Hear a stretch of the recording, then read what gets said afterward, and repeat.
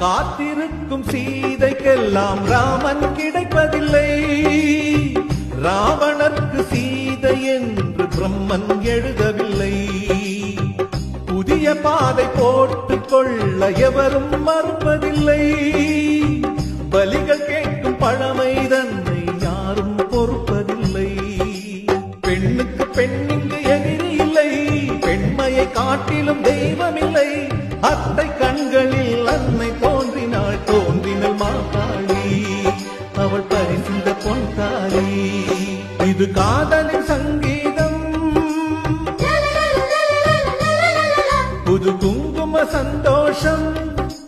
மாற்றும் மாலையும் ஏற்றும் தீபமும் மங்கள பண்பாடும் ஸ்ரீதேவியின் கல்யாணம். ஓ மங்கள பண்பாடும் ஸ்ரீதேவியின் கல்யாணம். இது காதலின் சங்கீதம்.